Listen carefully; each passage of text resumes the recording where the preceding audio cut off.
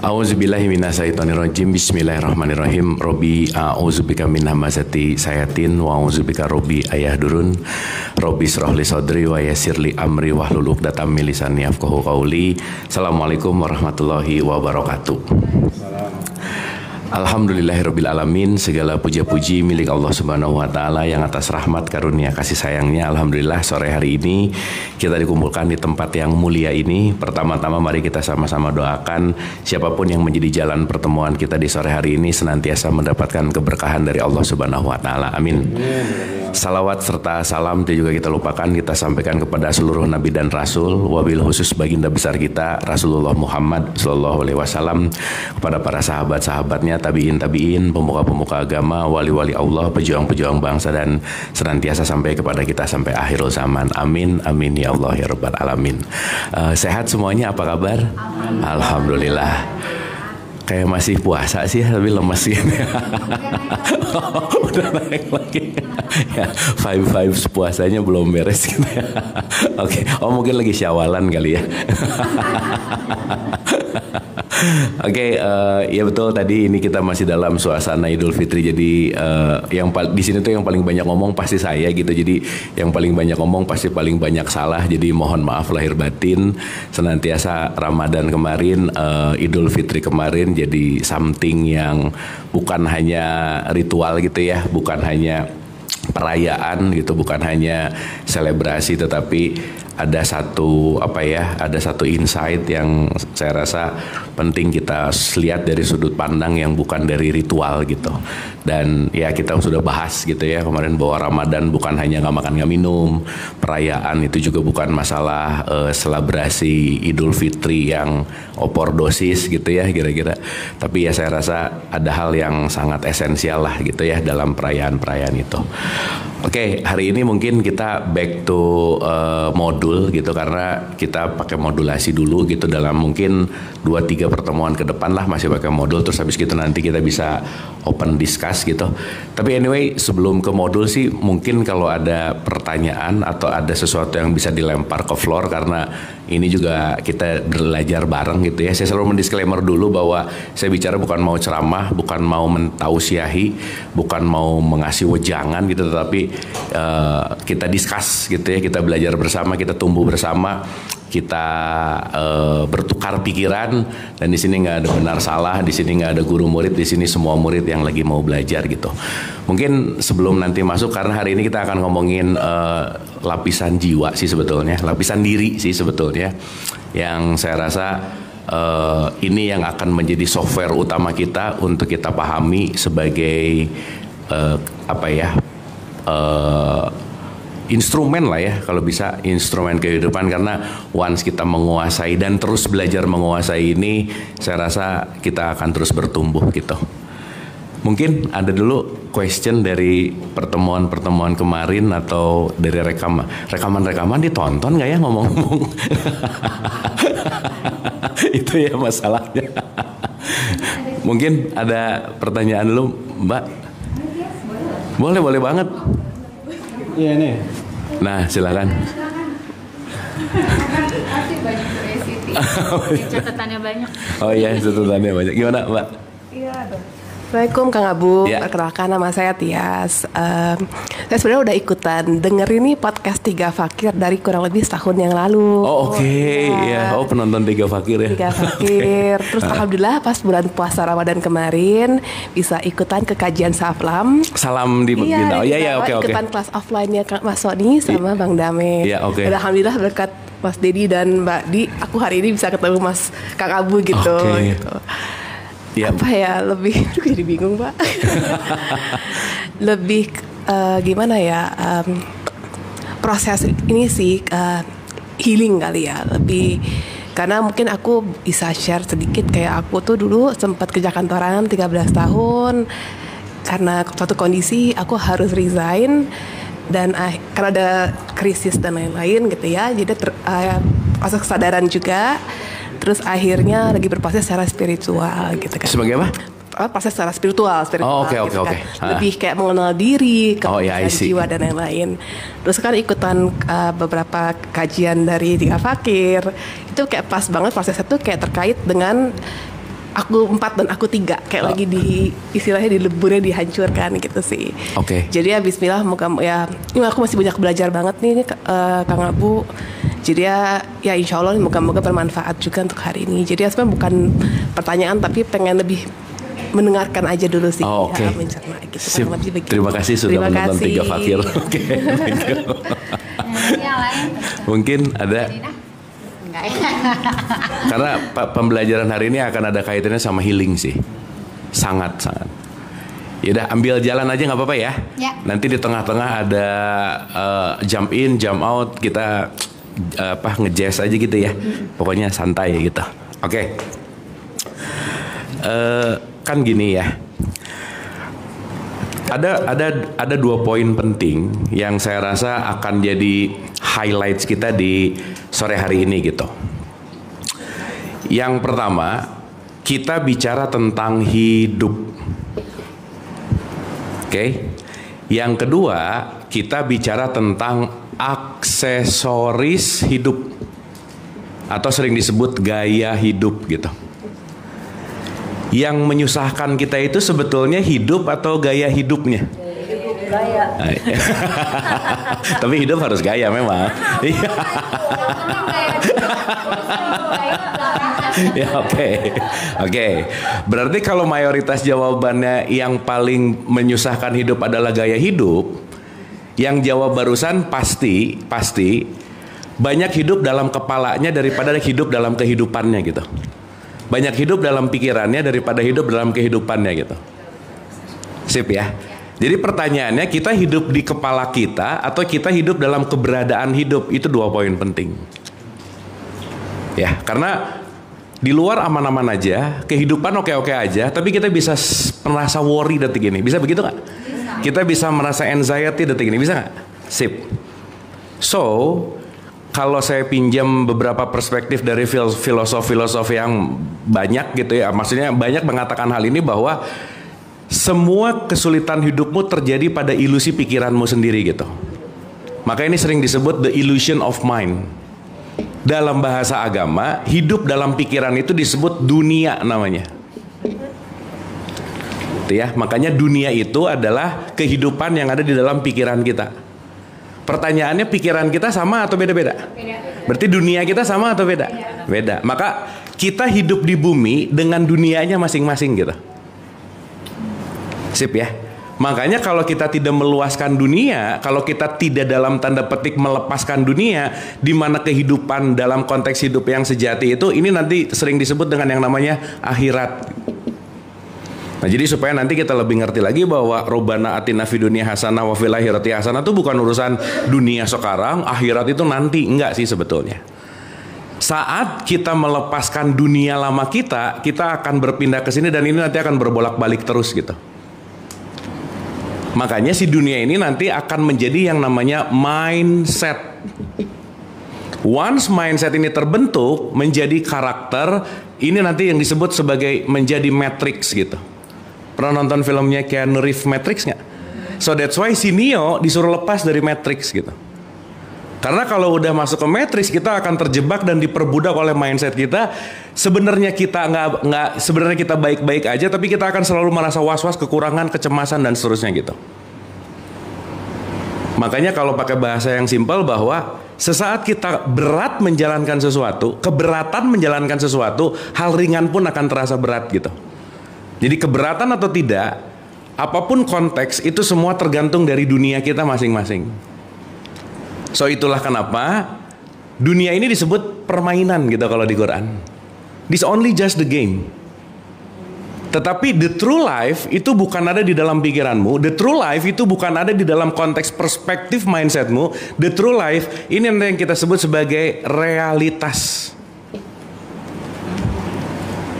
Makanya sekarang 1 dari 63 orang di dunia mengalami permasalahan mental karena dia terkurung di dalam mindset dunia, matrix dan seterusnya gitu. Makanya happy life itu tidak ada di sini tapi ada di sini gitu.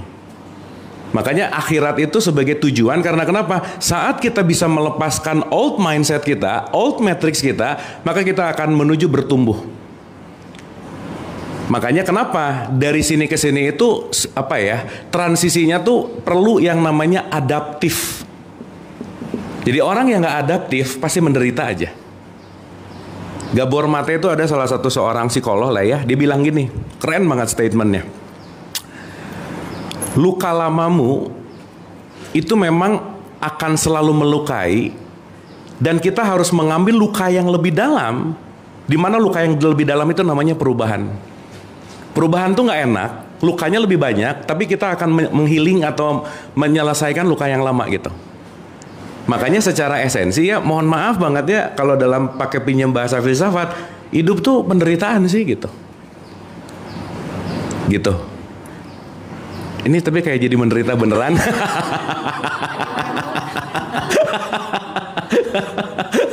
Kenapa hidup disebut penderitaan? Karena hidup itu serangkaian perubahan, dan perubahan tuh nggak enak. Contoh ya, contoh. Punya uang menderita karena urusannya dikejar-kejar orang pajak. Nggak punya uang susah juga. Sekolah banyak PR menderita. Nggak sekolah bodoh menderita juga. Punya kerjaan menderita sibuk. Nggak punya kerjaan, nggak punya uang. Semua kalau kita dalam konteks ini hidup itu menderita gitu. Berarti concernnya bukan terletak dari ininya, tapi how we manage gitu. Makanya sesaat kita tidak bisa memanage hidup, which is hidup itu nanti sama dengan diri. Once kita tidak bisa memanage diri, ya semuanya akan jadi penderitaan. Semuanya pasti akan jadi dalam konteks apapun akan ada keluhan-keluhan yang kita akan keluarkan gitu. Panas bisa salah, hujannya salah gitu. Gini ya salah, ya gitu yang salah. Nggak ada yang benar gitu. Kenapa? Karena hidupnya tuh hanya dalam konteks sebatas dengan, ingat ya, dunia kita itu punya limit masalahnya. Nah yang keren nih, yang bukan keren sih, yang bahaya, limitasi pengetahuan dunia kita pakai untuk menilai orang lain gitu. Wah udah aja, chaos aja udah. Makanya kan sebanyak-banyak yang kita tahu, lebih banyak yang kita nggak tahu. Makanya kenapa sih concern dari hidup itu, nanti ya ini kalau nanti ujung ke bahasa filsafat tentang kebahagiaan, ujung dari filsafat kebahagiaan adalah keep learning. Orang yang tidak pernah mau terus belajar nggak akan happy hidupnya gitu. Karena kekurangan pengetahuan akan kekurangan pemahaman pasti akan sulit menerima realitas gitu. Itu sih intinya. So itulah kenapa. Point of view aja kan Kang. Kenapa? Point of view. Betul. Nggak merubah keadaan. Betul. Cuma point of view-nya aja yang berubah. Betul. Kayak misalnya tadi Kang Abu bilang belajar, ujian-ujian, menderita kan. Aku nggak ngeliat dia sebagai menderita. Aku lihat aja dia sebagai latihan, bakal pinter ntar. Tuh. Kan nggak menderita. Tuh. Situasi sama. Tuh. Sama juga kayak gitu kan. Betul. Tidak Nah, merubah si ini tuh adalah point of view kita gitu. Iya betul. Makanya kita semua tuh ngelihat Jadi hidup nggak itu merubah situasi. Kalau bicara tadi Betul. perubahan, sebenarnya merubah point of view, bukan merubah situasi. Betul. Kadang orang yang suka agak salah itu merubah situasi nggak pernah bisa dirubah, tapi bagaimana kita melihat sesuatu yang harus kita rubah gitu. Betul. Kan ya. Realitas nggak bisa kita kontrol, respon terhadap realitas yang bisa kita kontrol Bisa, gitu. Iya. Gitu intinya. Sip ya. Cuman pengennya kebanyakan orang realitasnya yang berubah. Iya, benar. Gitu. Itu. Dan kalau kemarin kita bahas ya, hidup tuh masalah kan cuma satu ya, nggak banyak. Apa yang aku inginkan nggak kejadian, udah selesai, itu aja. That's it gitu. Akhirnya kalau realitas lebih besar realitasnya lebih kecil daripada point of view-nya, pasti menderita aja, udah pasti aja. Gitu intinya. Nah berarti poin yang paling terpenting, poin yang perlu kita pelajari adalah kalau hidup itu kaitannya sama diri. Itulah kenapa semua pembelajaran dari sudut pandang agama manapun, kepercayaan manapun, ujung-ujungnya adalah kenalilah dirimu gitu. Know yourself, understand yourself gitu.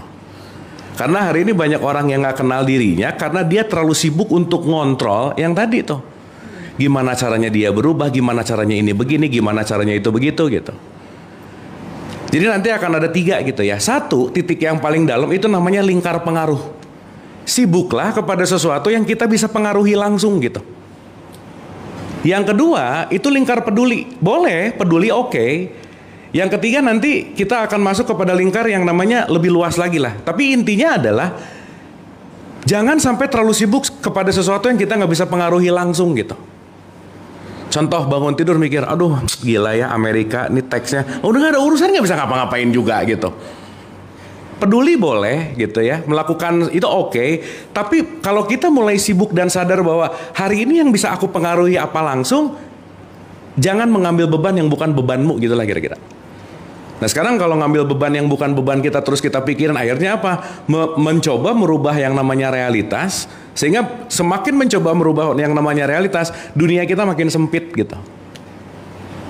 Nah makanya kenapa kalau dalam bahasa Quran, adakanlah perjalanan di muka bumi, main yang jauh gitu. Punya pengetahuan yang luas gitu. Karena keyakinanmu saat ini, pengetahuanmu saat ini pasti ada limitnya. Nah yang lucu, kita nggak mau meluas tapi judgement. Akhirnya nanti beda dikit kafir, beda dikit bid'ah, beda dikit salah gitu.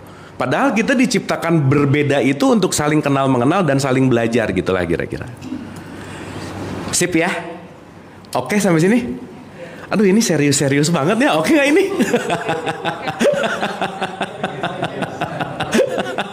Gak boleh serius ya? Ya santai aja gitu ya. Tapi premis yang akan kita bahas tuh di sini gitu.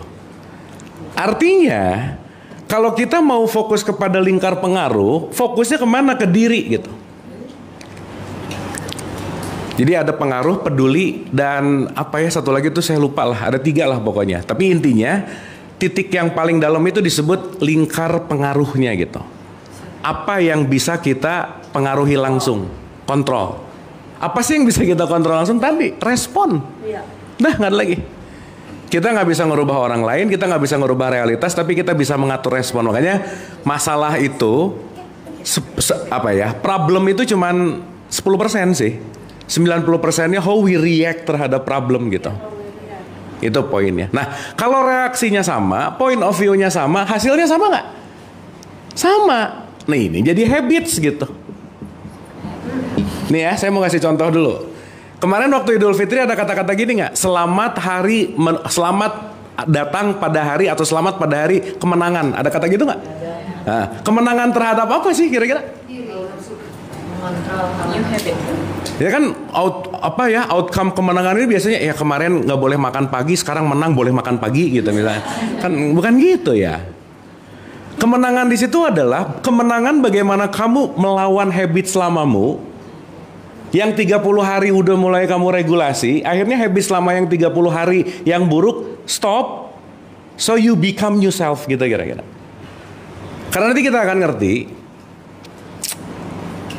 musuh paling besar hidup itu habits, titik, udah nggak ada lagi. Karena 98% bayangin nggak, yang akan mengontrol diri kita itu apa? Habits. Dah. Dan habits ini berlaku di mana? Di subconscious mind. Sesuatu yang tidak aku sadari. Dan nanti boleh mulai direnungkan juga sih dalam keseharian itu banyak yang dilakukan kebiasaan bukan karena keputusan gitu. Bukan karena sengaja gitu. Bukan karena aku mau, bukan karena keputusanku. Hampir 98% yang kita lakukan justru habits yang diulang-ulang yang bukan kontrol maunya aku gitu. Makanya nanti kalau ada kata-kata free will itu nanti dipertanyakan sih gitu. Kan orang ngomong aku tuh manusia merdeka, enggak juga. Aku tuh bebas memilih, enggak. Karena kita merasa bebas memilih padahal kita dikontrol oleh habits yang sama dengan program yang sama, tapi harapannya pengen hasilnya beda gitu intinya. Sip ya? Oke ya sampai sini ya? Oke. Aman sampai sini? Paham ya? Dapat? Itu sama juga dengan 90-10 principles. Ya. Yang 10% apa yang terjadi itu sebenarnya 90% dari how we react. Betul. Jadi bagaimana kita bereaksi itu yang justru yang bisa kita dalam tanda petik pengaruh gitu. Karena pokoknya ujung-ujungnya ya teman-teman ibu bapak satu aja. Kita nggak bisa menolak realitas, udah gitu aja. Titik udah. Nah nanti ini ada kaitannya sama syahadat nih. Nanti kita akan bahas di 2 pertemuan yang akan datang gitu. Ya oke ya sampai sini ya. Dah. Nah sekarang gini.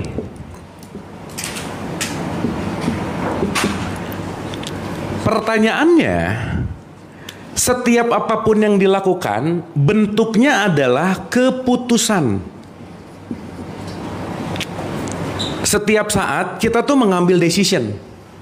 Karena setiap saat kita pasti punya pilihan, anytime, any second. Sekarang pertanyaannya, mekanisme aku mengambil keputusan tuh dari mana sih gitu? Coba direnungin aja, pengambilan keputusan dalam konteks keseharian banyak yang dipikirin dulu atau banyak yang otomatis, yang mana? Otomatis. Ngomong dulu baru mikir, ngeteks dulu baru kadang-kadang mikir, reaktif dulu, apalagi kalau lagi kesel tuh. Lagi kesel gimana? Wah, cek lah. Habis gitu baru gini, aduh tahu gitu ya. Nah gitu tuh. Betul nggak? Nah, berarti pertanyaannya, keputusan yang kita buat banyak dalam keadaan sadar atau nggak sadar? Nah, nggak sadar namanya mabuk gitu. Ya, makanya kalau dalam tradisi Islam itu disebut janganlah kamu sholat dalam keadaan mabuk. Orang sholatnya aja nggak sadar. Sholatnya aja bukan sengaja-sengaja banget sih gitu. Kenapa? Karena Allahu Akbar cetek udah biasa dengar azan langsung ke kamar mandi, langsung wudhu, langsung Allahu Akbar, Assalamualaikum, udah aja. Jadi itu dilakukan di subconscious mind kita gitu. Makanya ya maaf banget ya. Mungkin kenapa sholat kok tidak merubah sesuatu gitu. Sholatnya rajin, anxiety-nya tetap. Sholatnya rajin, korupsinya juga iya. Sholatnya rajin, ngegosip juga iya. Kenapa? Karena itu dilakukan hanya dalam bentuk melakukan pengguguran kewajiban yang dalam bentuk yang namanya habits gitu. Apalagi agama memasukkan dogma dan doktrin fairness ke dalamnya. Kalau kamu nggak sholat, kamu dosa. Kalau kamu dosa, kamu masuk neraka gitu. Dan itu kenceng banget tuh. Fairness itu ada di subconscious mind kita tuh, wah kenceng banget. Pun, sorry to say ya, untuk kelas TK, SD, SMP lah, doktrin tuh perlu. Yes.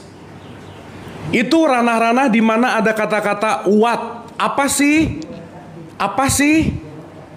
Tetapi level abis itu saya rasa penting untuk menaikkan level dari what menuju kepada why gitu. Karena kalau kita nggak ngerti why-nya, kita nggak akan wise. Karena kita nggak tahu ini untuk apa gitu. Ujung-ujungnya ya udah menjalankan, tapi kita nggak tahu mekanismenya gitu intinya. Sip ya, sampai sini ya. Oke. Ada kopi, ada teh. Orang ngambil kopi itu kelihatan di mata luar gitu tuh simple. Tapi di dalamnya tuh mekanismenya tuh kompleks banget gitu. Makanya setiap keputusan yang terjadi itu pasti ada inner engineering di dalam diri kita. Di mana inner engineering itu yang perlu kita pahami. Makanya memahami diri itu sesuatu hal yang jangan pernah berhenti gitu kira-kira. Karena segimanapun proses hidup gitu ya, kita akan selalu memahami diri layer by layer. Contoh. Menua itu pasti, tapi mendewasa itu pilihan. Artinya, secara otomatis usia kita akan bertambah, tetapi kedewasaan itu urusannya kita mau melatih atau tidak. That's your choice. Yang tua belum tentu dewasa. Dan tua ini urusan usia gitu misalnya. Belum tentu usia 60-70 tuh dewasa tuh belum tentu. 20-25 tuh belum tentu juga nggak dewasa, belum tentu gitu. Sip ya, karena urusannya kaitannya bukan pada konteks fisikal, tapi pada engineeringnya gitu. Nah, sekarang kita mau bahas dulu dari yang paling luar lah gitu ya, supaya kita mudah nih. Yang langsung kita bisa lihat fix gitu ya, langsung dengan visual, itu adalah bagian paling luar diri kita, itu namanya adalah jasad. Fisik nih. Fisik nih semuanya. Kelihatan gini, kelihatan gitu, kelihatan gini, kelihatan gitu gitu. Contoh. Papan tulis ini warnanya apa? Putih. Putih ini informasi yang dikasih tahu ke kita nggak? Iya, jadi putih itu kesepakatan atau emang warnanya putih? Kesepakatan. Putihnya tuh nanti beda-beda loh, nggak exactly sama loh. Cuman kita sepakati yang ini tuh warnanya bodas. Putih. Nah, nanti ada yang ngomong bodas, bisa ngambek nggak? Enggak, putih gitu. White, bodas tuh putih juga sih gitu. Bahasa Sundanya putih itu bodas gitu. Untuk yang kurang mengerti. Sip ya. Jadi kadang-kadang kita sibuk dengan penamaan yang jangan-jangan bendanya itu-itu juga gitu. Esensinya itu-itu juga gitu. Sip ya. Oke ya. Nah, itulah kenapa nanti kita akan mengerti bahwa jasad ini outcome dari semua engineering yang terjadi di belakangnya. Sampai sini oke? Nah, saya mau kaitkan dulu sedikit nih supaya kita mulai rada ngeh. Oh oke. Kalau kita bicara dalam konteks, saya pinjam mungkin dari terminologinya Nikola Tesla aja ya. Tesla tuh selalu bilang gini, if you want to understand the secret of universe, kamu pikir 3 aja. Kamu perlu untuk ngerti 3. Kenapa? Karena semesta itu akan berlaku dalam 3 terms ini. Nomor 1, itu disebut energi. Setiap energi itu pasti bervibrasi, setiap vibrasi itu pasti ada frekuensinya. Contoh, ibu dan bapak teman-teman dengar omongan saya, tapi jangan lupa, yang sampai itu bukan kata-katanya, tapi vibrasi di belakang ucapannya gitu. Maka kalau orang berbicara vibrasinya oke, kalau Rumi bilang, sesuatu yang dikatakan dari hati pasti nyentuh hati gitu. Nggak usah jauh-jauh lah. Kalau seorang ibu lagi marah-marah ngedumel teriak sama anaknya, teriakannya nggak akan didengar sama anaknya, kekhawatirannya yang didengar sama anaknya gitu. Kalau di sininya kesel terus ngomong, bukan omongannya yang didengar sama orang, kekesalannya yang dia dengar gitu. Karena bahasa ini sebetulnya cuma mau melingkagekan sesuatu, tapi intinya adalah yang tersampaikan adalah di level frekuensi mana ketika kita berbicara, itulah yang akan terjadi gitu. Sampai sini oke? So nanti kita akan bahas bahwa sesaat kita ada di frekuensi-frekuensi rendah, itu sebisa mungkin jangan banyak ngomong, mending jangan mengambil keputusan. Kenapa? Itu pasti bad decision gitu. Sip ya. Sehingga nanti kita akan ngerti bahwa gini deh, yourself is not your age, but your energy gitu. Bukan masalah usianya, tapi energinya. Tapi bagaimana aku mau memvibrasikan energiku tuh di level mana gitu. Ya, sedih, bete, marah, benci, dengki, itu udah frekuensi-frekuensi rendah aja. Ngomong lagi bete sama ngomong lagi happy, beda nggak? Beda. Dan jangan lupa, si energi ini kerasa loh. Apalagi let's say balik lagi lah, hubungan ibu sama anak misalnya, atau orang tua sama anak. Si anak lagi ada apa-apa, meskipun anaknya ngomong I'm okay mom gitu, tapi ibunya tahu kok dari something wrong gitu. Kenapa? Karena yang sebetulnya berkomunikasi itu adalah vibes-nya gitu. Makanya kalau kita mulai peka terhadap vibes, kita nggak akan ketipu sama kata-kata. Karena kenapa? Vibes itu nggak bisa bohong gitu. Sip ya. Makanya kalau kita nanti ngerti bahwa semuanya kaitannya sama energi, vibrasi, dan frekuensi, konteksnya adalah penting untuk kita sadari tubuh fisik kita secara biologi itu rangkaian 50 triliun sel. Coba kebayang nggak? Dan satu selnya itu 1,4 volt gitu. Jadi kita tuh makhluk energi gitu intinya. Dan once kita berbicara kita makhluk energi, tergantung si energi ini mau diinvestasikan kemana. Nah ini bahasan kita hari ini adalah how we invest our energy. Karena nanti kita akan mengerti bahwa kalau kita investasi energi ke tempat yang tidak menguntungkan, itu tidak akan membawa kita menuju kepada quote and quote perbaikan gitu intinya. Sampai sini oke? Sip ya. Berarti ini energi ya. Dan sehari itu kita punya limited energy gitu. Makanya bobo itu recharging, bangun tidur katakanlah 100%. Jadi sadarilah bahwa kenapa yang kemarin kita bahas perlu pause moment sesaat dalam melakukan apa-apa. Tolong, kalau kira-kira marahnya nggak perlu-perlu amat, marah itu using energi. Kalau nggak perlu-perlu amat, udah nggak usah diinvestasikan ke tempat marah gitu kira-kira. Nggak semua harus kita komen, nggak semua harus kita baca, nggak semua harus kita tahu gitu. Dan itu leaking energi tuh. Dan balik lagi, 98% energi yang kita pakai nggak sadar dibuangnya kemana. Tiba-tiba capek aja, tiba-tiba lemes aja, tiba-tiba burn out, tiba-tiba ngeluh, kayaknya aku perlu healing deh gitu. Padahal manajemen energinya yang sedang dia tidak kuasai gitu intinya. Ya makanya kalau kita ngambil dalam perspektif di Quran tuh kan khalifah itu kan pemimpin, anggap aja begitu. Artinya sesederhana kalau saya kaitkan ke sini, jadilah manajer energimu yang baik gitu. Yang penting kita manage dalam keseharian itu adalah energinya. Dan sebelum lupa, yang paling membocorkan energi paling bocor parah itu saat kita melakukan judgment. Udah aja. Once we judge, itu leaking energinya gede banget dah. Tuh ya, kalau ngejudge, melakukan judgment gitu, ngelihat dikit, ini orang kayaknya ngomongin deh. Oh udah tuh gitu. Ini orang kayaknya gini deh, ini kayak, nah udah deh gitu. Makanya orang yang sering berprasangka itu pasti energinya sering low gitu. Itu sih poin pentingnya. Sampai sini oke? Pertanyaan saya, yang bisa ngontrol energi kita siapa? Sip. So itulah kenapa ini tuh nggak bisa diwakilkan gitu. Gak bisa kita minta tolong ke siapapun, gak bisa kita gimana ya. Kalau kita tidak melatih mengontrol energi kita untuk kita investasikan kemana, nah menginvestasikan kemana itu nanti kaitannya sama habits gitu. So itulah kenapa kita perlu banget untuk changing habits. Jadi sekali lagi ya, mau belajar kayak gini tiap hari kek, mau pengajian sering banget kek, mau rajin banget apa gitu ya, tapi tidak melatih tidak melatih habits, tidak changing habits, nggak akan merubah value hidup gitu intinya. Sip ya, makanya yang kemarin kita bahas Ramadan itu adalah changing habits gitu sebetulnya. Sampai sini oke? Sampai sini oke? Dah. Sekarang pertanyaannya begini. Yang memengaruhi tangan kita mengambil keputusan berarti ada sesuatu nggak? Ada dong. Dan pengaruhnya tentu saja bukan di tangannya. Karena itu semua hanya alat gitu. Hardware. Tentu semua hardware itu tergantung dari softwarenya.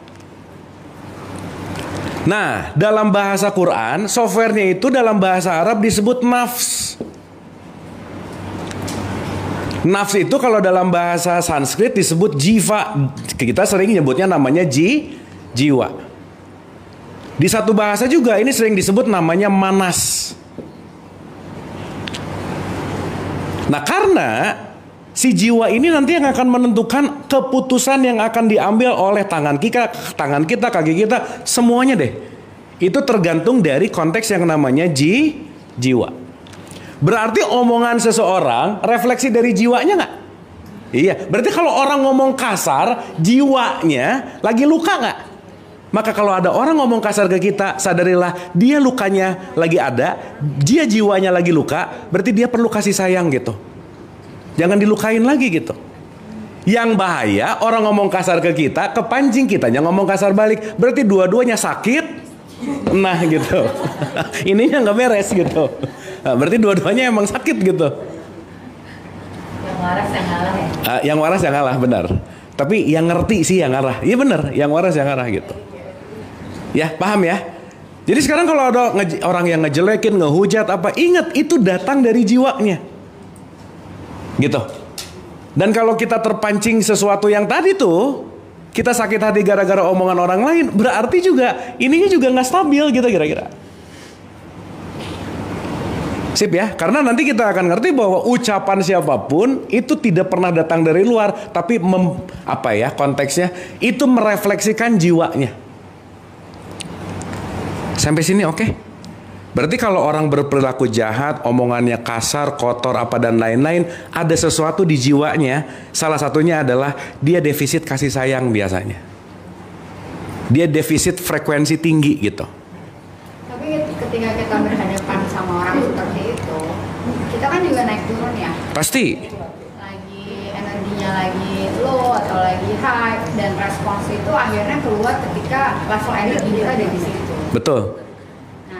Pertanyaannya adalah bagaimana kalau kita selalu bertemu orang ini, mendingan kita hindari dan kita menganggap toxic gitu kan, sekarang musimnya gitu ya. Iya. Kamu ada tim toxic gitu kan. Iya. Atau gimana nih manage-nya nih Kang, kayak kan pas kita ketemu kan kita nggak bisa ngontrol lagi high, oke bisa, lagi low gitu ya, itu gimana? Iya, oke. Ada 3 tipikal manusia. Nomor 1, dia meningkatkan energi. Nomor 2, biasa aja. Nomor 3, vampire energi emang. Iya. Jadi yang satu uplifting, yang satu normal, yang satu tuh bikin drain gitu. Itu selalu ada. Dan keputusan kita untuk bisa berinteraksi, that's your choice. Kan gitu kira-kira. Jadi kalau sekarang aku melindungi diriku, energiku supaya nggak drain, karena kalau ini adalah toksik membuat energi kita drain, itu namanya self love gitu. Tapi keputusan itu diambil karena kesadaran, bukan karena benci. Tapi aku mau melindungi diriku untuk membuat aku tetap self love gitu kira-kira. Kan beda ceritanya. Bukan dendam. Gitu. Bukan dendam. Ya, ada loh tipikal orang-orang, contoh nih ya. Tipikal orang-orang yang energinya vampire itu biasanya kecerdasan emosinya tuh rendah. Orang yang kecerdasan emosinya rendah itu udah pasti nomor satu oversharing, ngomongin dirinya sendiri. Dan ini ciri-ciri orang yang sangat rendah energinya. Ngeluh mulu aja, udah gitu aja kira-kira. Ngeluh aja terus. Contoh. Teman-teman, ibu dan bapak pernah nggak ketemu satu orang ngomong 5 menit, 10 menit, selesai ngomong tuh dapat boosting energi? Pernah gitu nggak? Yes. Pun sebaliknya, baru ketemu 5 menit, udah lemes banget. Pernah gitu nggak? Nah, itu kerasa gitu. Kerasa banget gitu. Nanti kalau lebih peka lagi di ruangannya atau di mana, ini semua tuh nggak bisa dibohongin aja udah. Karena kenapa? Semuanya tuh kaitannya sama si vibrasi gitu kira-kira. Makanya penting banget untuk kita melakukan yang namanya gimana caranya untuk si ini semua energi kita ini nggak boros gitu intinya. Contoh. Di tradisi Islam sholat wajib sehari 5 kali, bener nggak? Yes. Sebelum sholat disuruh wudhu nggak? Iya. Nih, ini menarik banget nih. Sesaat kita bangun tidur, kita dengar berita, kita melakukan apapun, ini draining energy. Salah satu recharging energy adalah back to the nature. Salah satu nature yang paling mudah adalah ada 2, kalau nggak air ya tanah. Maka grounding itu bisa memperbaiki, air itu juga bisa memperbaiki gitu. Maka sebelum kita sholat, itu sebetulnya kita tuh ngebasuh dulu si energi ini. Nanti ya di pertemuan ke-6 kita akan ngerti bahwa ada tubuh fisik, ada tubuh energi. Kalau tubuh fisik dikasih mandi terus, tapi tubuh energinya nggak dikasih mandi, nggak dibersihin, fisiknya bersih tapi energinya low gitu kira-kira. Makanya nanti lapisan semua energi itu perlu dibersihin gitu intinya. Nah, waktu wudhu, air dibasuh ke tubuh nggak? Iya, itu lagi ngebersihin kulit bukan? Bukan. Wudhu itu ke kuping bukan ngebersihin kuping, tapi cek apa yang kamu dengar, membersihkan pendengaran. Indra ya? Indra. Waktu kumur-kumur bukan ngebersihin kotoran gigi, tapi ucapanmu. Waktu kesini pikiranmu dan seterusnya. Means waktu kita ketemu air, makanya kalau wudhu itu di surat 5 ayat 6, kalau nggak ketemu air disuruh ketemu tanah. Artinya apa? Supaya si energinya recharge, flushing, dan dia back at least ada recharging gitu. Dan jangan lupa, setiap sentuhan sama orang siapapun, cetek, itu akan berpindah energi pasti. Makanya after wudhu sebisa mungkin jangan sentuhan. Karena kenapa? Supaya kamu sholatnya pure gitu kira-kira. Di fikih disebut kalau sentuhan jadi batal gitu. Jadi sehari-hari sebetulnya kita flushing energi nggak? Iya.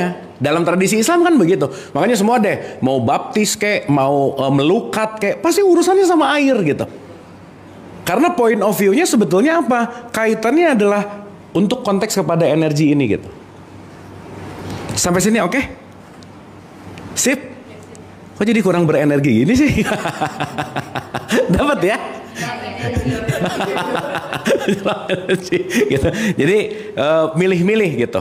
Milih-milih bahwa kira-kira ini kurang oke energinya, udah ganti aja gitu.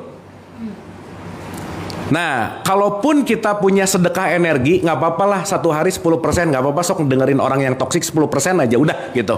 Jadi kalau udah hari ini kepake 10%, udah habis gini, udah sedekah energi saya udah habis, udah nggak usah didengerin siapapun, nggak penting gitu kira-kira. Tapi kalau klien kan nggak bisa milih. Oh iya sih.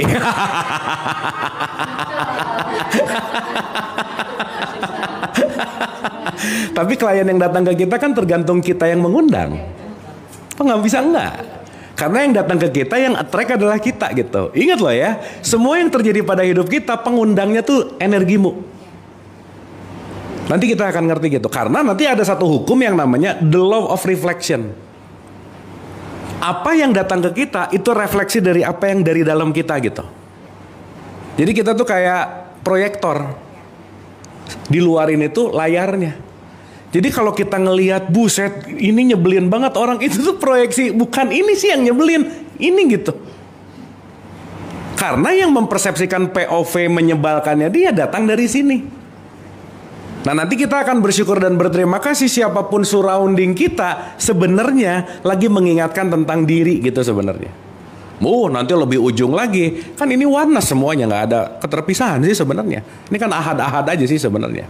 Ini kan cuma hologram-hologram yang kita nggak sadar aja kan gitu.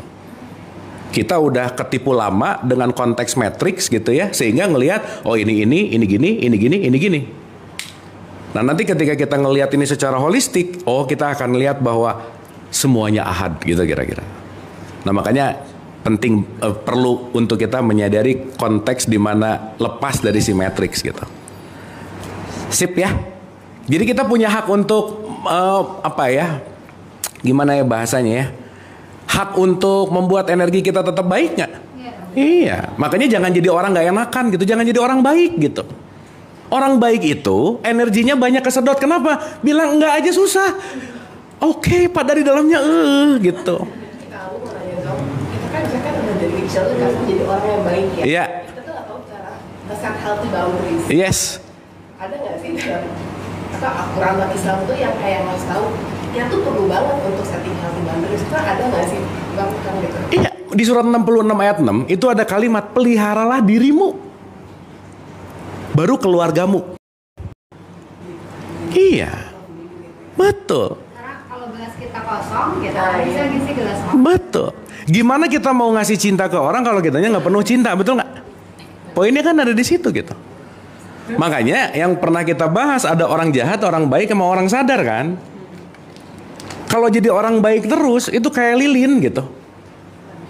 Nyinarin sekitarnya tapi kebakar. Makanya ada satu statement, jangan membakar dirimu untuk menghangatkan orang lain gitu.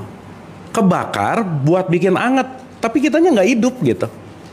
Kan itu poinnya. Gini kan, Ya. kalau ada perasaan jadi orang baik, terus kita Ini kayaknya orang baik semua deh di sini ya. orang baik kan, jadi kayak tadi kan nggak bisa nolak, nggak bisa ini, akhirnya ujungnya mentok, akhirnya dia akan merasa bilang selama ini udah berkorban loh, gitu kan. Oke. Padahal kan itu bukan itu yang orang itu juga minta, gitu. Betul. Jadi tadi ya mungkin korelasinya dengan kesadaran bahwa ya kita emang mau ngasih, bukan mau berkorban. Betul. Bukan baik karena memang harus jadi orang baik, tapi memang dengan memberi itu kita juga jadi self love, jadi senang gitu. Ya. Itu kali ya sebenarnya. Ya, nah saya mau garis bawahi dulu tentang berkorban. Segala sesuatu kalau kita melakukan berdasarkan pengorbanan untuk sesuatu, pengorbanan adalah bensin amarah kita. Korban di situ amarah jadi Pasti. Dan sesaat kita mengorbankan sesuatu untuk sesuatu, di situ udah bukan ikhlas. Makanya kalau pinjam perspektifnya Rumi tentang cinta, kalau kamu mencintai dan merasa berkorban untuk siapa yang kamu cintai, itu namanya transaksi gitu. Karena dalam cinta nggak ada pengorbanan. Kalau aku tuh sudah berkorban, udah selesai. Berarti aku merasa dan mengorbankan diri itu akan meningkatkan pride tuh. Orang bisa sakit hati karena udah ngerasa berkorban, nggak dihargai lagi. Ya, yang membuat sakit hatinya tuh karena merasa berkorbannya gitu. Itu yang bahaya. Makanya semakin merasa berkorban, semakin berasa aku tuh udah, semakin naikin level egonya gitu. Itu bakal jadi bensin amarah banget aja udah. Makanya yang kemarin kita bahas ya, masih ingat, mudah-mudahan masih ingat nih. Bumi itu kalau nggak ada manusia, bumi baik-baik aja kan. Jadi kita tuh sebenarnya nggak penting-penting amat sih gitu. malah rusak ya. Jadi salah satu syarat mau bahagia dalam hidup, nggak usah ngerasa penting, udah gitu aja. Saat ngerasa penting, pengen dihargai, bensin amarah naik pasti. Makanya kenapa kalau Quran bicara, lakukanlah segala sesuatu dengan ikhlas. Berarti ikhlas itu kan nggak ada transaksi. Kalau ada transaksi, kerugiannya kemana? Nih, Si ego tadi tuh pasti dikasih bensin terus gitu. Yang bahaya di mulut ikhlas kan, di dalam berkorban. Nah, ya balik lagi. Ya, makanya kalau di mulut ikhlas kan diucapkan. Itulah kenapa di surat Al-Ikhlas nggak pernah ada kata ikhlas gitu. Karena ikhlas itu bukan untuk diucapin gitu. Ikhlas itu untuk direalisasikan gitu. Nah nanti ujung-ujungnya akan ada ngomong gini, nanti ujungnya ada aja pasti. Tapi susah, ya udah susah tuh habits gitu. Susah tuh konsep gitu, karena nggak dilatih. Dan ini kalau nggak dilatih nggak bisa aja, gitu ya. Jadi untuk kita nggak ngerasa penting tuh perlu latihan, perlu banget latihan. Dan semakin ngerasa penting, udah deh, omongannya harus didengerin lah, appearance-nya harus digimanain lah. Wah udah, si postingannya harus di like terus lah. Kalau udah deh pokoknya karena ada ngerasa penting. Jadi di situ pasti ada bensin-bensin amarah yang tadi tuh melakukan sesuatu yang konteksnya akhirnya ada transaksi gitu. Itu sih poin-poin yang paling esensinya ada di situ gitu. Sip ya. Kan kita udah pernah bahas ya, salah satu belenggu jiwa yang paling tertinggi adalah pengen diakui. Udahlah jauh-jauhin pengen diakui. Tuh ngerasa penting tuh aduh udah deh. Karena maaf ya, orang yang merasa penting penyakitnya ada dua. Satu, susah terima kasih. Yang kedua, susah memaafkan. Nah, once terasa penting, dia akan sulit banget memaafkan. Nah, susah memaafkan itu yang akan susah banget untuk menjaga energi baik gitu. Makanya letting go tuh top banget lah. Saat kita udah mulai melepaskan, sebenarnya saat kita memaafkan, kita lagi menyelamatkan energi kita gitu. Itu yang saya rasa esensial banget gitu. Apa latihan paling dasar letting go? Paling gampang. Latihan paling dasar letting go adalah aku sadar bahwa kenyataan pasti menang. Titik. Apa yang kejadian sekarang nggak bisa diubah. Kan realitas nggak pernah kalah ya, betul nggak? Mau pengennya gimana pun, contoh, pengennya 5, realitasnya 1. Sekarang kalau udah realitasnya 1, apa yang paling mudah? Terima. Acceptance. Terima aja dulu. Meskipun, ya aku ikhlas, nggak apa-apa sih gitu. Kan ada kata-kata, fake it until you make it. Pura-pura happy dulu nggak apa-apa. Pura-pura nerima dulu nggak apa-apa. Yang penting belajar untuk nerima dulu aja udah. Nah sesaat skill penerimaannya mulai tinggi, pasti bisa di letting go. Karena letting go tidak akan terjadi kalau kita belum menerima gitu. Tapi itu kan bukan maksudnya pasrah kan, jadi nggak mengerjakan sesuatu. Bukan Pak. Kan pernah kita bahas ya. Sabar, ikhlas, pasrah, berserah, tawakal, sama tolol tuh beda tipis semuanya gitu. Beda tipis gitu. Saya tuh sabar, nggak bego, bisa gitu.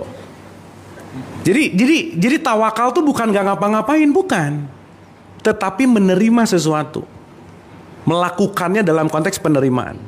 Bukan not doing anything, bukan. Gitu. Sip ya. Karena yang penting dalam konteks ini adalah nerimanya dulu gitu. Karena kalau udah nerima, pintu-pintu yang ketutup kebuka pasti. Semakin gak nerima, gak akan kebuka aja udah. Oke? Nah sekarang pertanyaannya, kenapa penerimaan susah atau mudah? Kenapa? Jarang dilatih. Karena fokus ngelihat yang nggak ada. Fokus ngelihat yang nggak ada, fokus kepada yang dipengenin, fokus kepada yang diilusikan, fokus kepada yang diekspektasikan gitu. Nah, nanti kita akan ngerti mekanisme kenapa susah menerima. Bentar lagi kita akan ngerti gitu. Oke, sampai sini? Oke. Sip. Get something nggak sampai sini? Banyak. Sip, mantap. Sip ya. Ini kita kajian sebulan sekali, tapi kalau nggak latihan nggak akan berubah loh ya. Awas sih, jangan saya. Aduh, hari ini bahas ikhlas pulang. Aku udah ikhlas belum loh? Baru tahu tentang ikhlas. Belum ikhlas. Awas gitu. Karena banyak orang pulang pengajian ngerasa solehah banget. Wah, aku solehah kenapa? Baru pulang pengajian. Belum. Dia baru tahu, belum mengamalkan, belum mengalami gitu kira-kira. Belum latihan. Makanya kalau bahas ikhlas, pulang pasti ikhlasnya diuji gitu. Pasti aja. Kan untuk dicek, ini tadi yang dipelajari dipraktekin nggak gitu. Sip ya, jadi kalau hari ini nanti pulang banyak orang nyebelin, alhamdulillah. Gitu ya. Dah, ya. Yang akan kita bahas, saya mau pinjam dari perspektif, saya pernah dapat satu guru, itu dari Mong Hindu. Dan si guru ini pernah didapat pertanyaan begini, teman-teman.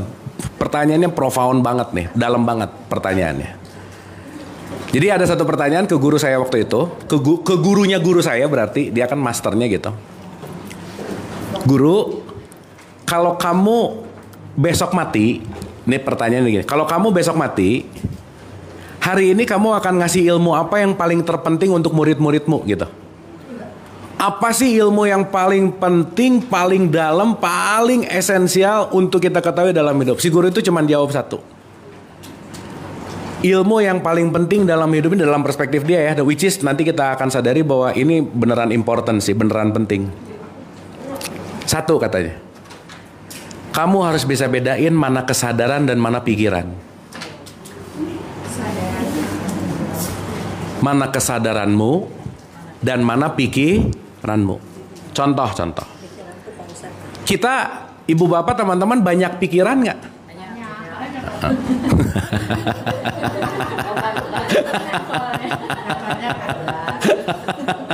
Ya. Dan nanti setelah kita ngerti ini pikiran tuh nggak banyak. Jadi kalau lagi pusing tuh bukan banyak pikiran, bukan. Tapi nanti kita akan ngerti. Ternyata ada perbedaan yang sangat mendalam tentang mana kesadaranku, mana pikiranku. Pertanyaan saya begini.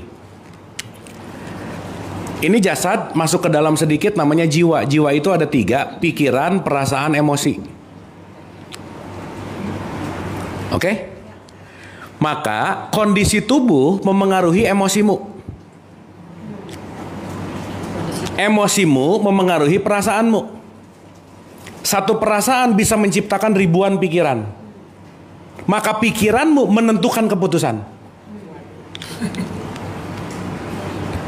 Perbedaannya perasaan sama emosional apa? 10 menit lagi, tenang. Ya. Tenang. Ya. Gini, tiap detik ada gini nggak? Dek. Ada? That's emotion. Emotion itu artinya energy in motion, energi yang sedang terjadi.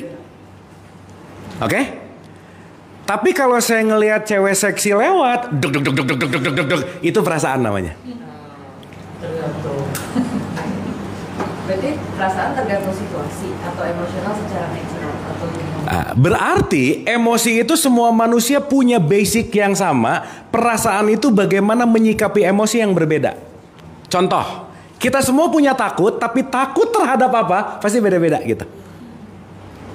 Sip ya? Oke. Makan urusan fisik bukan? Tapi makan sama siapa? Urusan batin. Betul nggak? Mau tempatnya nggak oke, tapi makan sama orang yang kita sayangin, happy pasti gitu. Itu udah urusan fisik, udah urusan mental gitu kira di sini. Sip ya? Maka kesehatan fisik memengaruhi emosi, emosi memengaruhi perasaan, perasaan memengaruhi pikiran, pikiran memengaruhi keputusan. Makanya keputusan ini nanti disebut sebagai akhlak atau perilaku. Berarti asupan makanan memengaruhi emosi nggak? Olahraga memengaruhi emosi nggak? Berarti olahraga membuat akhlakmu bagus gitu. Menjaga makan membentuk akhlak yang baik. Ini kalau nggak ngerti ini kan nggak nyambung. Apa urusannya olahraga sama akhlaknya bagus gitu? Karena kalau orang olahraga, emosinya bisa stabil, perasaannya oke, pikirannya tenang, keputusannya lebih oke. Dapat dopamin. Nah, di situ keluar yang namanya DOSA, dopamin, oksitosin, serotonin, adrenalin. Sip ya. Berarti gerak tubuh sama gerak mental dua-duanya perlu balance nggak? Itulah kenapa di setiap ritual pasti ada gerakan tubuhnya gitu. Sholat itu ada gerakannya. Kenapa? Karena dia perlu emotion, tapi batinnya perlu khusyuk gitu. Karena kalau tubuh yang jarang gerak, fix, emosinya nggak bagus aja. Sok mager seharian duduk aja mager. Main handphone. Gini terus. tuh pasti energinya tuh udah dia nggak akan mengalir dengan baik gitu. Contoh lagi, marah energi bukan? Energi. Baik atau buruk? Netral. Tergantung. Karena saat marah datang, kalau energinya dipakai ngepel, jadi bersih lumayan gitu. Benar nggak ini?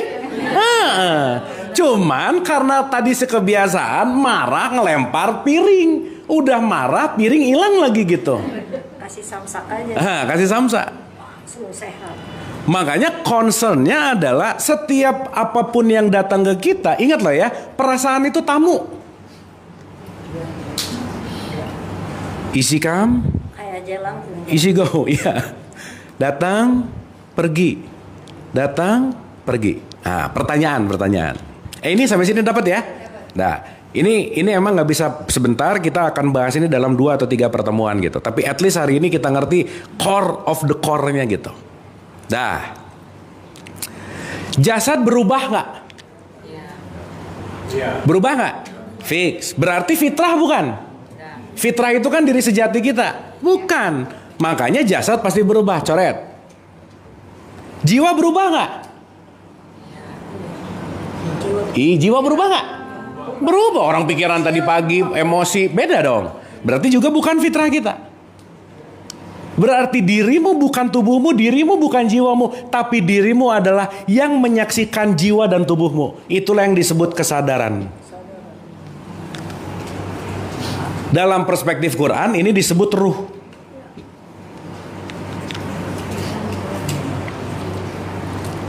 Oke, sampai sini. Nama diri kita bukan?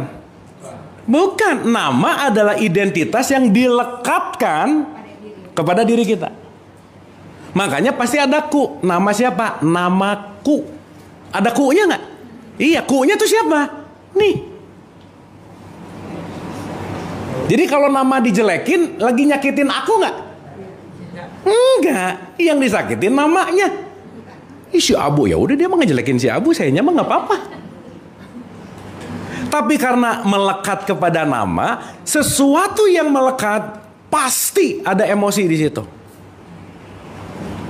Contoh, mobil tetangga ketabrak, biasa aja mobil saya ketabrak, yang ketabrak depannya yang sakit di sini nih, aduh gitu. Karena ada apa? Ada engagement, ada attachment gitu. Maka semakin attachmentnya banyak, semakin goyangan jiwanya pasti begini gitu.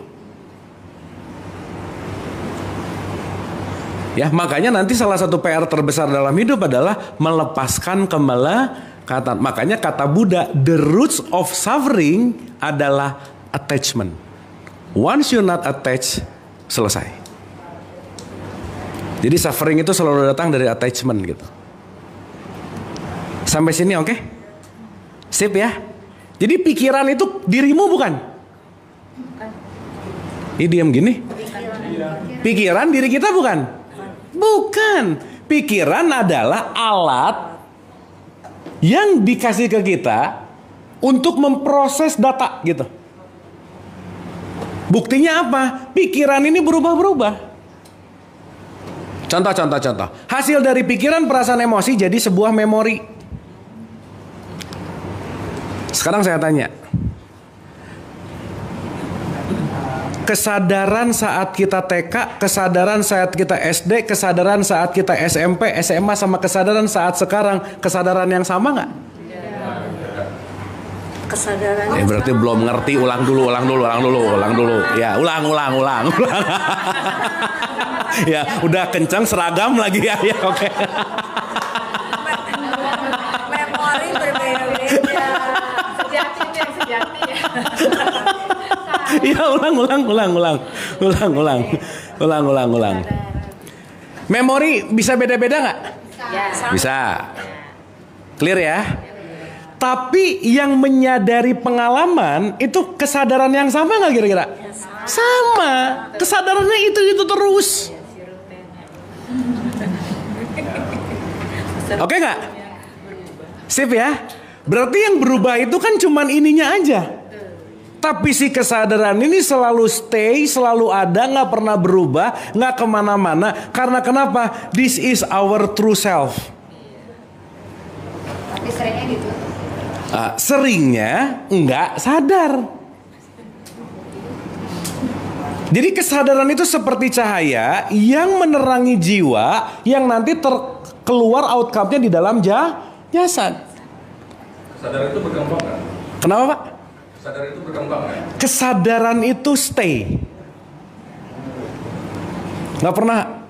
Sadar berubah. kecil dan sadar orang dewasa itu berbeda nggak? Oh gini. Kecil sama besar itu kan relatif ya. Yang menutupi kesadaran yang berubah gitu, Pak. Ya iya, itu kan yang menutupi kesadaran. Contoh.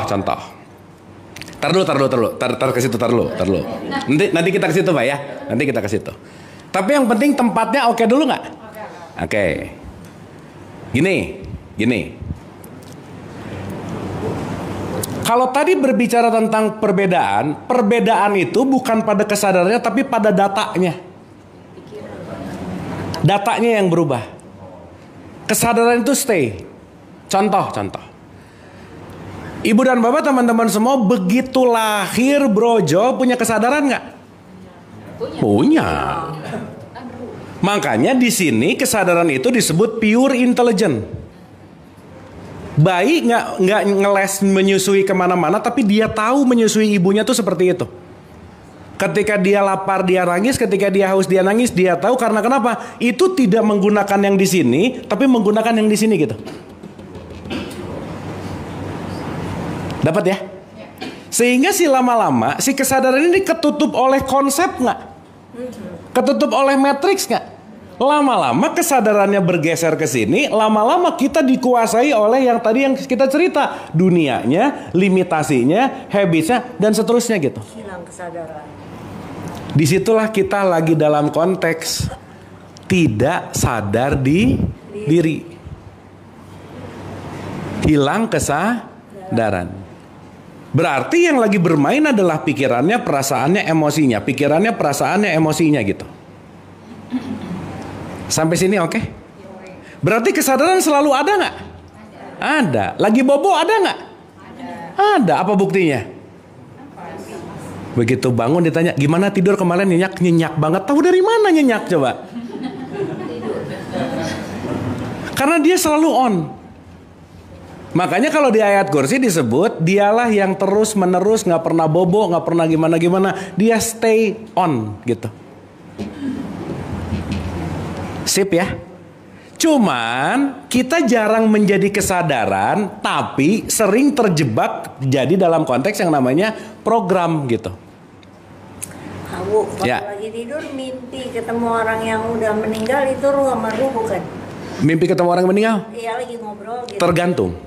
Kan kita tidur nih. Ya. Tapi mungkin barangkali kita ada di brainwave-nya tuh frekuensi yang klik sama. Tergantung. Bener nggak kita tuh lagi obrol? Nggak ya? Enggak, tergantung. Belum tentu. Karena mimpi itu bisa masuk ke subconscious mind, bisa masuk ke unconscious mind. Oh, itu lebih dalam lagi gitu.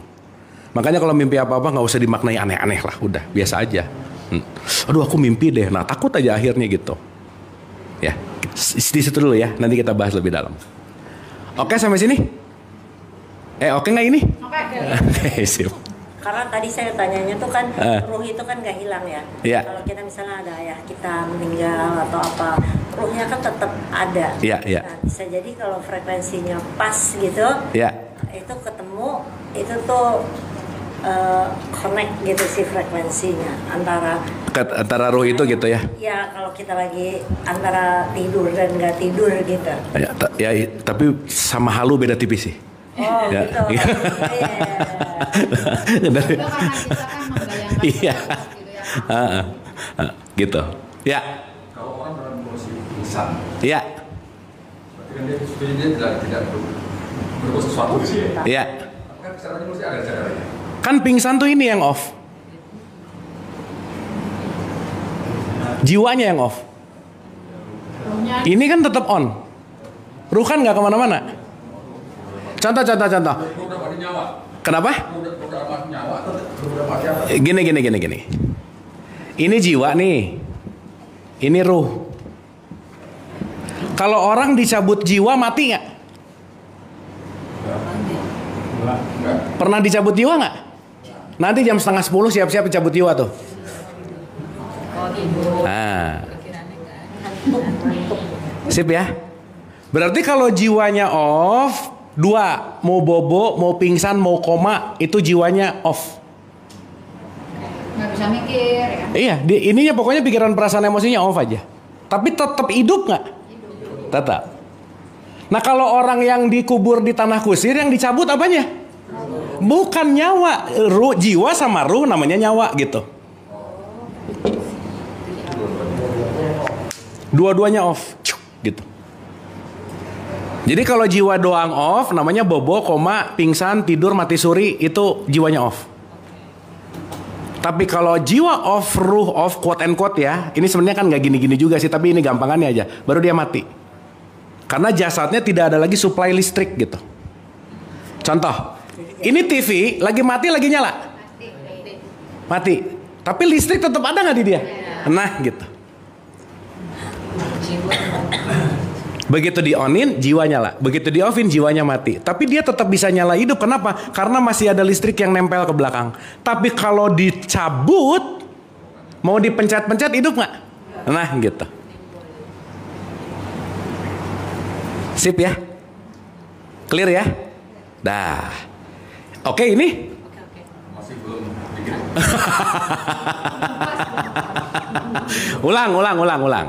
Ulang.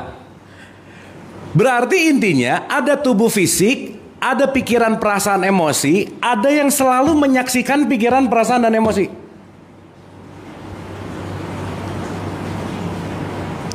Pikiran berubah nggak?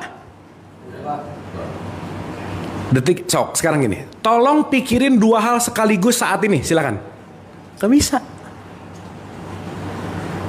Tapi dibalik ketika kita mikir A, lama-lama mikir B, lama-lama mikir C, lama-lama mikir D, ada yang menyaksikan kita berpikir nggak kira-kira? Nah, itulah si kesadaran gitu. Berarti pikiran dirimu bukan? Bukan. Pikiran adalah data yang diinput selama hidup.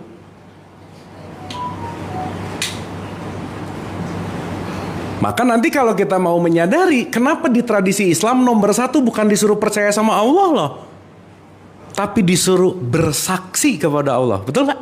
Makanya nomor 1 tuh syahadat adalah bersaksi. Berarti ada yang menyaksikan, ada yang disaksikan.